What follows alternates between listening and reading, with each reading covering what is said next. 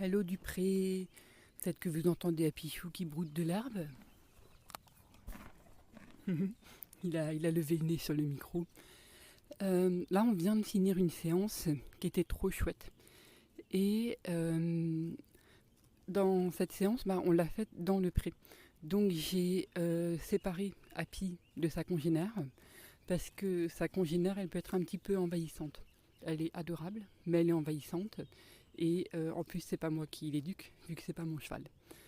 Et donc j'ai tendu un fil, j'ai mis quelques piquets, j'ai tendu un fil, et comme ça la congénère, elle était dans son petit enclos. Elle avait un seau que je remplissais régulièrement de foin. Et j'ai séparé la congénère d'Api, et à la fin de la séance, j'ai démonté ce petit enclos.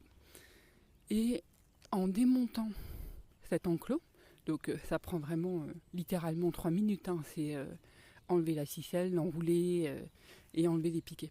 Et donc en démontant cet enclos, je me suis dit, mais en fait quand on parle de travailler en renforcement positif, d'être dans une approche Lima, donc c'est-à-dire le fait d'être dans une approche qui est la moins invasive possible envers l'animal, et qui est la moins aversive aussi. Voilà. Donc quand on est dans cette approche-là, renforcement positif, Lima, tout ça, sans menace, sans usage de la force, on pense tout de suite à, on a un clicker, on a de la nourriture, on a une poche pour ranger la nourriture. On pense aussi souvent aux cibles, parce que c'est une bonne manière d'indiquer au cheval, est-ce que tu peux aller vers la cible, est-ce que tu peux aller toucher la cible. Et en fait, donc on pense souvent à cette panoplie-là, le clicker, la nourriture, la cible. Et en fait, on ne parle jamais des piquets et du fil de clôture. Alors que, pour moi, ça fait partie du package de base. Si tu veux être dans une approche où tu n'as pas à faire, en tout cas, moi, si je ne veux pas avoir à faire le moulin avec mes bras pour dire aux chevaux de s'éloigner, pardon, par exemple, quand je réajuste ce filet à foin, si je veux ne pas avoir à repousser la jument quand je fais la séance avec Api et que la jument est en mode et moi, est-ce que vous pouvez vous occuper de moi? Si je veux éviter qu'il y ait des tensions quand je donne à manger aux chevaux, que chacun mange dans son seau et qu'ils ne s'engueulent pas et ils ne sont pas en mode je vais te voler ta nourriture. En fait, toutes ces situations-là qui génèrent de la tension pour nous, pour les chevaux, et qui sont en plus des situations qui souvent sont causées par l'environnement. C'est-à-dire le fait de faire de la protection de ressources, de se disputer autour du foin. Bon, ça c'est un problème plus complexe que juste apprendre le cheval à reculer, à se tenir à carreau pendant qu'on gère le foin. Du coup, dans ces situations-là, si on ne veut pas avoir à escalader, si on ne veut pas avoir à entrer dans un mode et que je te mets de la pression pour que tu recules, ou même je te menace que tu vas te prendre un coup de stick si tu bouges pas, et en fait, dans ces situations-là, le fil et les piquets, en fait, c'est la solution pour rester dans une approche sans force, en fait. Et j'ai l'impression que tout ce qui est contact protégé, le fait de tendre un petit fil, je sais pas pourquoi c'est aussi mal vu. C'est souvent, je vois des personnes qui disent comment est-ce que je peux faire pour que les chevaux ne me bousculent pas quand je suis en train de gérer le foin. Comment est-ce que je peux faire pour que cheval numéro 1 ne chasse pas cheval numéro 2. Ou même comment est-ce que je peux faire pour que le cheval ne m'envahisse pas. Mais en fait, il y a des situations où on va pas juste pouvoir apprendre. Genre, je vais t'apprendre à reculer. Et puis surtout, c'est pas forcément la bonne solution de tout apprendre au cheval. Et il y a des fois où ça suffit pas.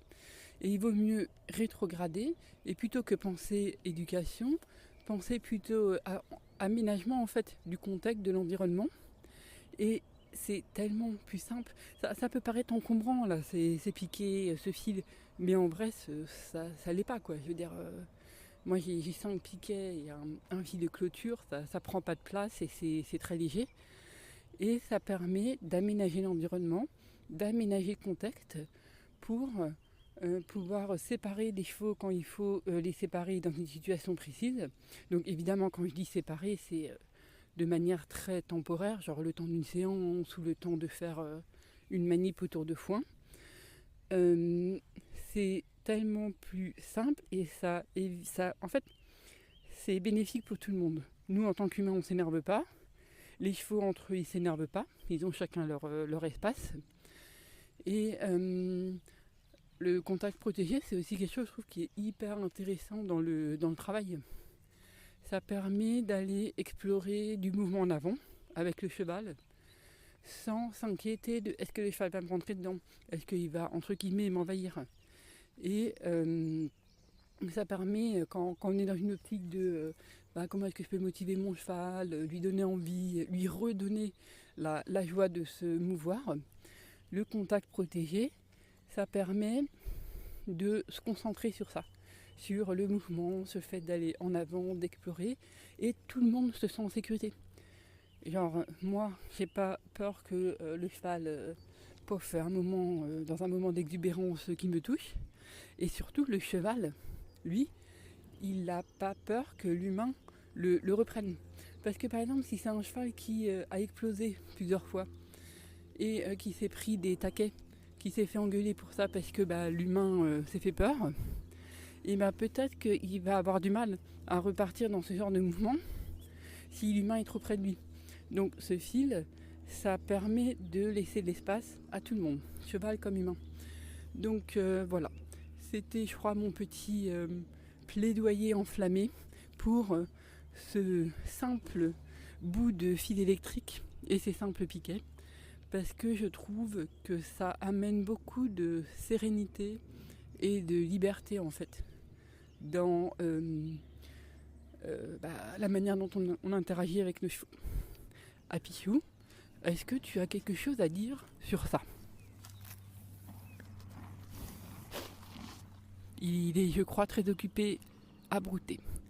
Voilà, bisous sur le toupet.